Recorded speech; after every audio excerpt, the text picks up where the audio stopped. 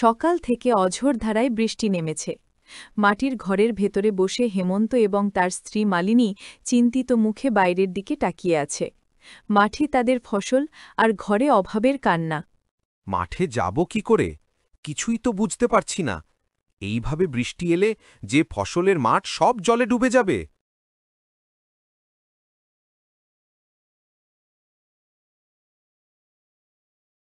মা, উমা, দেখো বাতাসের ঝাপটায় কেমন পাকা আম ঝরে পড়ছে মাটিতে। আমি গিয়ে নিয়ে আসি। মেয়ের কথা শোনো, এত বৃষ্টির ভিতর আম কুড়োলে যে জ্বর আসবে, এদিকে নুন আনতে পান্তা ফুরায়। তোর জ্বর এলে কবিরাজকে দেখাবো কি করে? হাতে যে কোনো টাকা নেই। বাবা, আব্বা, আমি বড় হলে বড় ডাক্তার হব। সব মানুষকে বিনা পয়সায় চিকিৎসা সেবা দেব। পাগলি মেয়ের কথা শোনো, ঘরে যে রান্না করার মতো কিছু নেই, এই দেখে বৃষ্টি থামার কোনো নাম নেই। আরেকটু অপেক্ষা করে দেখি, যদি বৃষ্টিটা একটু কমে তাহলে বের হয়ে পড়ব। বৃষ্টিতে ভিজে মাথায় হাসির ছোট বাচ্চা ভর্তি ঝুড়ি নিয়ে রাস্তা দিয়ে হেঁটে চলেছে এক বিক্রেতা। সে হাঁকডাক করে চলেছে, কিন্তু বৃষ্টির কারণে কেউ তার কথা শুনতে পাচ্ছে না। এই নিয়ে যাও হাঁসের ছোট ছোট বাচ্চা, একদম অল্প টাকায় দিয়ে দিচ্ছি। নিয়ে যাও, নিয়ে যাও। এই বৃষ্টির ভেতর কোথায় যাব হাঁসের বাচ্চা নিয়ে? আর বৃষ্টির কারণে আমার ডাক তো কেউ শুনতেও পারছে না। এই বৃষ্টিতে এইভাবে ভেস্তে থাকলে যে হাঁসের বাচ্চাগুলো মারা যাবে। তাই কি করি এখন? হাঁসের বাচ্চাগুলো নিয়ে আসাতেই বোকামি হয়েছে। সে তাড়াতাড়ি পা চালায়। কোনো নিরাপদ স্থানে তাকে দ্রুত যেতে হবে। এমন সময় ছাতা মাথায় দিয়ে গ্রামের ধনী এবং লোভী লোক অমল এতে আসে। এই যে মশাই, কে তুমি? তোমাকে তো এই গায়ে আগে দেখিনি। এই ঝড় জলে মাথায় হাঁসের বাচ্চা নিয়ে চললে কোথায়? এই বাচ্চাগুলো তো সব ভিজে মরবে। দাদা, ঘরে আমার অনেক অভাব অনটন, তাই হাঁসের বাচ্চা বিক্রি করার জন্য নিয়ে এসেছি। কিন্তু আজ এত ঝড় বৃষ্টি, কোনো খদ্দের পাচ্ছি না। বাবা, কি আপনার বাড়িতে একটু আশ্রয় দেওয়া যাবে? আশ্রয় তো দেওয়া যাবে, কিন্তু তার বিনিময়ে আমি কি পাব? আর দাদা, আমি গরিব মানুষ, আর দেওয়ার মতো কিছু নেই। একটা হাঁসের বাচ্চা আমি আপনাকে দিতে পারি। কথা শুনলে গা জ্বলে যায়। একটা হাঁসের বাচ্চা নিয়ে আমি কি করব? তোমার হাঁসের বাচ্চা ঝুড়িটা আমার লাগবে। সে কি কথা দাদা? একটু আশ্রয়ের বিনিময়ে সবগুলো হাঁসের বাচ্চা লাগবে? এটা তো অন্যায়। ন্যায় অন্যায় আমি মানি না। তোমার সাথে কথা বলে আমি আমার মূল্যবান সময় নষ্ট করলাম। এই যাও তো বাপু, এই ছোট লোকগুলো যে আসে কোথা থেকে? দিনটাই মাটি করে দিল।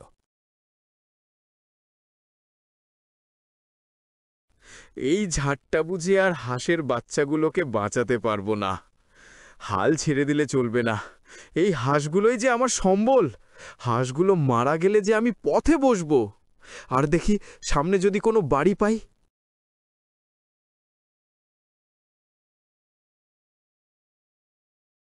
বাবা, আমার অনেক ক্ষুধা লেগেছে, আমাকে কিছু খেতে দাও। ঘরে যে কিছু নেই, কি খেতে দিই বল? ভাত বসিয়েছি। আচ্ছা, এক কাজ করলে হয় না? আমাদের গাছেই অনেক পাকা আম মাটিতে পড়ে আছে। সেগুলো বিক্রি করে যদি বাজার থেকে কিছু কিনে নিয়ে আসি, তাহলে তো কোনোরকম ৩-৪ দিন চলে যাবে। কিন্তু এই বৃষ্টির ভেতর হাটে যাবেন কি করে? এই নিয়ে তুমি চিন্তা করো না, আমি ঠিক আম বিক্রি করে বাজার করে নিয়ে আসব। ঠিক এই সময় ভিজে জবজবে হয়ে হাঁসের বাচ্চা বিক্রেতা তাদের দরজায় এসে দাঁড়ায়। দয়া করে আমাকে একটু সাহায্য করুন। আমি যে বিপদে পড়েছি, কেউ আমাকে একটু আশ্রয় দিন। এই হাঁসের বাচ্চাগুলো নিয়ে বৃষ্টিতে কেউ আশ্রয় দিচ্ছে না। বাবা, দেখো, একটা মানুষ বৃষ্টিতে ভিজে কেমন কাঁপছে।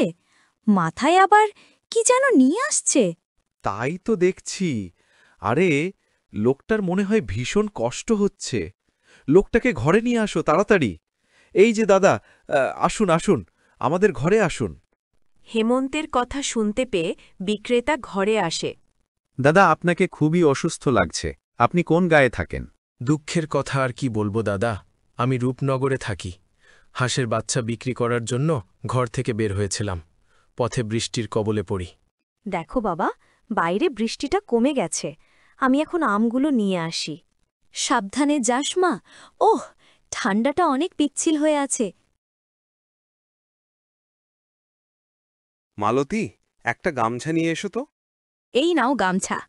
দাদা, শরীরটা ভালো করে মুছে নিন, ঠান্ডা লাগবে যে। আপনাদের যে কি বলে ধন্যবাদ দেব, আপনারা আমার অনেক বড় উপকার করলেন। আপনারা না থাকলে কি যে হয়ে যেত। মানুষ হয়ে মানুষের পাশে থাকাই তো মানুষের দায়িত্ব। আজকের যুগে সেই দায়িত্বটাই কয়জন পালন করে। বাবা, দেখো কত আম কুড়িয়েছি। টিনা, আমগুলো তাড়াতাড়ি ঝুড়িতে সাজিয়ে দাও, আমি হাটে বিক্রি করতে যাব। তাহলে দাদা, আমিও আপনার সাথে যাই। অনেকক্ষণ তো হলো, বৃষ্টিও কমে গেছে। সে কথা বললে হবে? আপনি আমাদের অতিথি। আপনাকে কিছু না খেতে দিতে পারলে যে নিজেকে অপরাধী মনে হবে। আপনি ঘরে বিশ্রাম করুন, আমি বাজার থেকে ঘুরে আসি। আর ঠিক আছে, আপনি যেহেতু এত করে বলছেন, আর কিছু সময় না হয় থেকেই যাই। শরীরটাও বড্ড ক্লান্ত লাগছে, আমি একটু বিশ্রাম করি। বিক্রেতা ঘরে বিশ্রাম নিতে শুরু করে। এমন সময় অরূপ, হেমন্তের প্রতিবেশী, হাঁপাতে হাঁপাতে ছুটে আসে। হেমন্ত দাদা, ঘরে আছো নাকি? আমার যে সর্বনাশ হয়ে গেল, আমাকে বাঁচাও। কি হয়েছে রে অরক? আমার পূর্বের জমিতে জল প্রবেশ করেছে। জল জমি থেকে বের করতে না পারলে সব ফসল জলে নষ্ট হয়ে যাবে। দয়া করে আমাকে সাহায্য করো। আর সেটা তো খুবই চিন্তার বিষয়। আমাদের ঘরে অতিথি এসেছে, আমাকে যে আম বিক্রি করতে বাজারে যেতেই হবে। ঘরে যে রান্না করার মতো কিছুই নেই। দোহাই তোমার, তাড়াতাড়ি চলো। জমিটা ছাড়া যে আমার আর কিছুই নেই। জমির ফসল যদি নষ্ট হয়, আমি যে পথে বসে যাব। ঠিক আছে, চল দেখি কি করা যায়। আর তুই এত ভেঙে পড়িস না।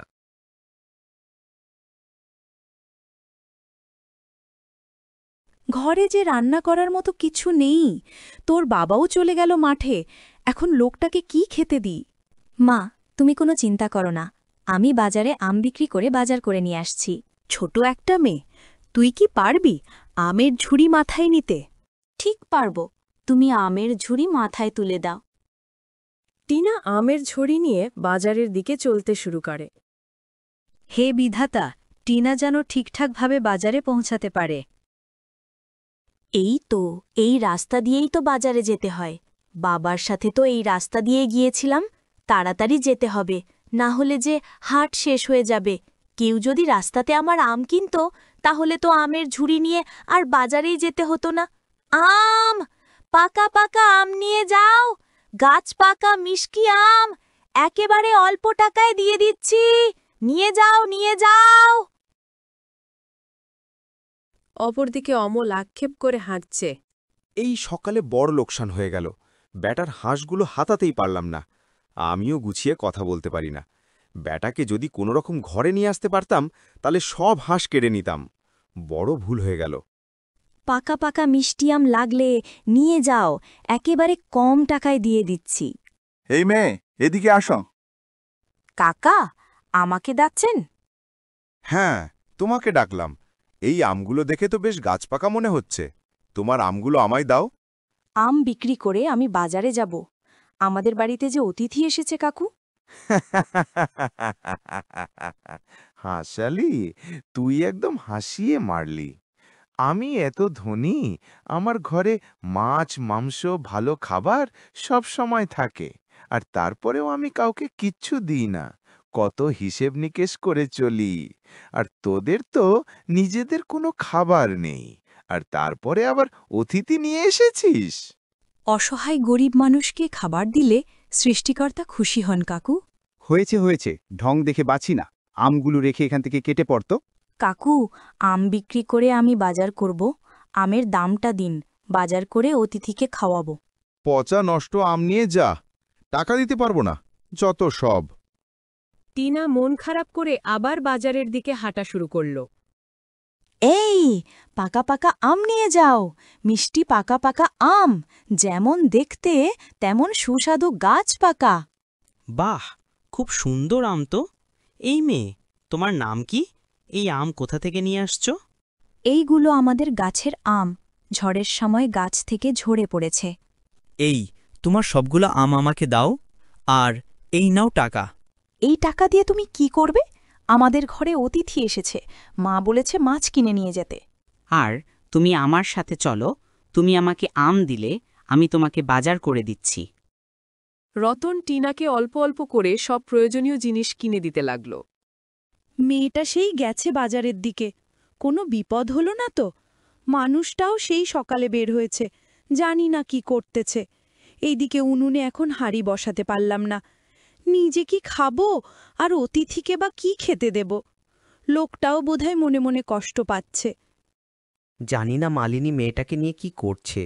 আমিও তাড়াহুড়ো করে চলে এলাম, ঘরে বাজারঘাট কিছুই করতে পারলাম না। মেয়েটা মনে হয় খাবারের জন্য কান্নাকাটি করছে। ঘরে অতিথিও আছে, বড় মুখ করে তাকে থাকতে বললাম। জানি না তাকে কি খেতে দেব। আবার একটু জোরে পা চালাই, পথ যেন শেষই হতে চাইছে না। আমি এসেছি।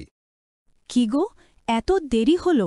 ঘরে যে কিছু নেই সেটা তো তুমি ভালো করে জানো। এদিকে অতিথিকে ওই ঘরে বসতে দিয়েছি। আমাকে এখনই বাজারে যেতে হবে।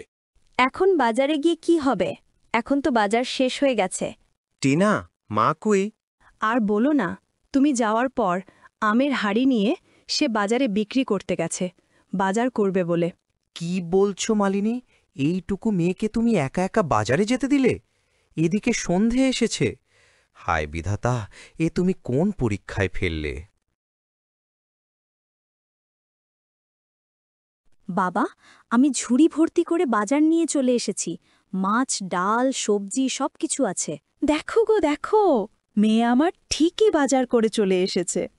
মারে, তোকে আমি খুব কষ্ট দিয়ে ফেললাম, তাই না রে? না গো বাবা, আমার কোনো কষ্ট হয়নি।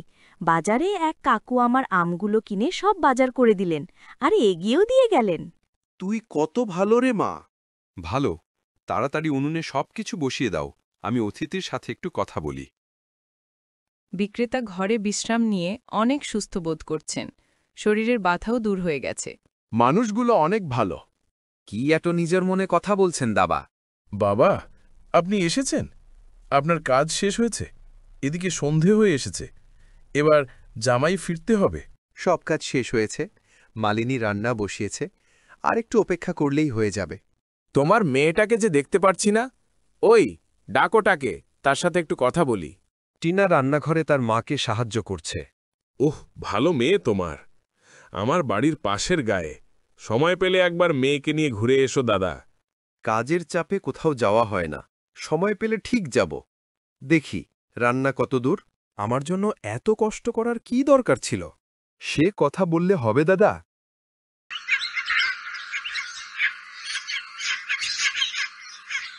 বর্ষার মৃদু ঠান্ডা পরিবেশে হারিকেনের আলোয় সকলেই খেতে বসে।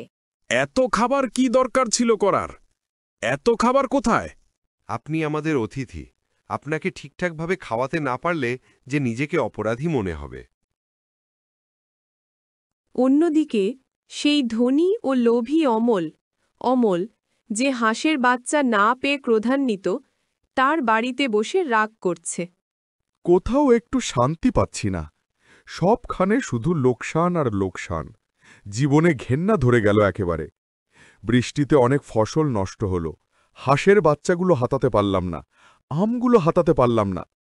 আমাকে আরও কঠিন হতে হবে, এবার থেকে চুরি করাতে হবে। নিজে তো আর করতে পারবো না, কালুকে ভাড়া করতে হবে।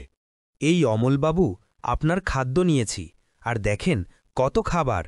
এটা হলো রুই মাছের কালিয়া, আর একটা হলো কচি পাতার লাবড়া, আর একটা হলো নদীর ইলিশ। সব কিছু আছে, হাঁসের মাংস কোথায়? এসব খাবারে কোনো স্বাদ পাচ্ছি না। হাঁসের মাংস নিয়ে আয়। এখন কোন অবেলায় হাঁস কোথায় পাবো? আমি কোনো কথা শুনতে চাই না, আমি হাঁসের মাংস দিয়েই ভাত খাবো। এ তুই যেখান থেকে পারিস জোগাড় কর, যা। বাহ, আজকে এই সব দিয়ে কত রকমে চালিয়ে নেন বাবু, আমি দেখছি কি করা যায়। এই ব্যাটার এখানে কাজ করেও শান্তি নেই। অনেক তৃপ্তির সাথে খেলাম, দেওয়ার মতো আমার কাছে কিছু নেই।